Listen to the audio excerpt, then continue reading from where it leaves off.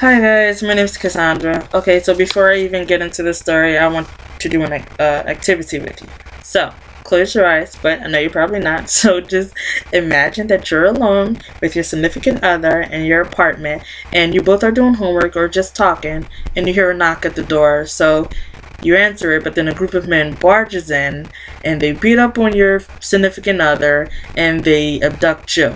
Now they take you, they throw you into their trunk, they drive off with you, and they deprive you of life for 2 months, even abusing you physically, sexually, and mentally, and then they give you a choice to be set free or or to join their group, which is a terrorist group.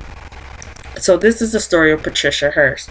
So Patricia Hearst is the granddaughter of newspaper legend William Randolph Hearst. She's known as the kidnapped victim and a convicted bank robber. Patricia Hearst was kidnapped from her apartment around 9 a.m. on February 4th, 1974.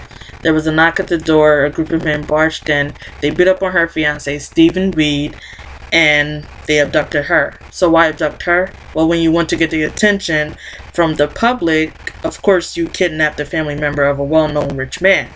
So who kidnapped Patty and why? The Sabayanese Liberation Army, also known as the Urban Guerrilla, kidnapped Patricia.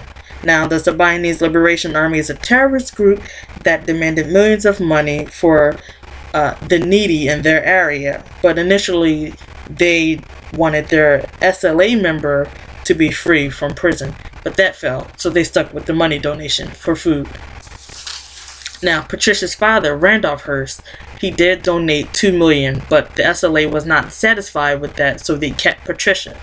So within the 59 days, she was held captive in a closet. She eventually decided to join their cause in freeing the oppressed people.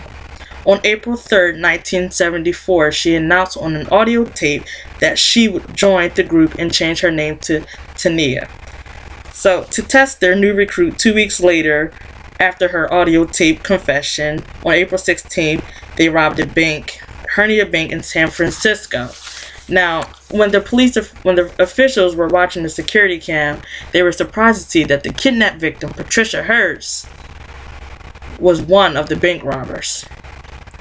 Patricia Hearst, Tania, spent 19 months with the SLA before getting caught by the officials.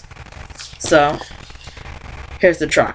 Patricia Hearst and her defense team attempted to prove that Hearst had been brainwashed and suffered from what they called the Stockholm Syndrome.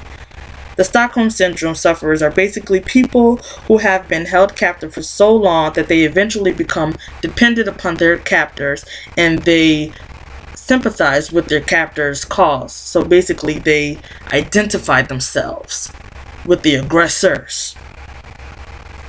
So because of this theory, Hearst's defense team argued that Hearst was never a free agent or a voluntary member of the SLA.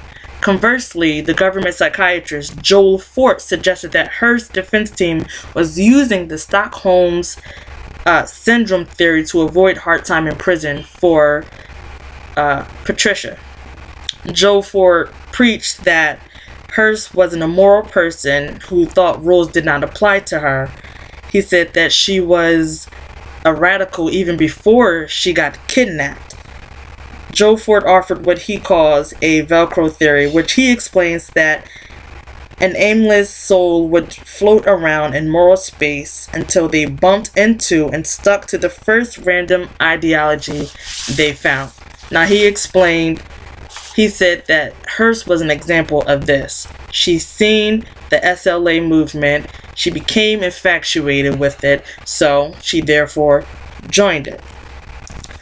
Now, on March 20th, 1976, after 12 hours of deliberation, the jury found Patricia Hearst guilty, and she was sentenced to 7 years in prison. President Jimmy Carter commuted her sentence to time served in February 1979. In 2001, Bill Clinton granted Patricia Hearst full pardon. Now, the question of whether she was brainwashed or not is still debatable today.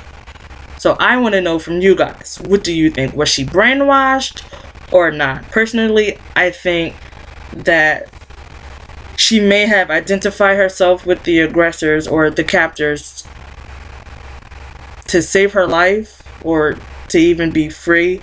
But again, she was with them for 19 months. She had all the time and day to come out, to, you know, get out of that group, but she didn't. She stayed. She remained there. She robbed banks. She, you know, did other heists. So I don't know.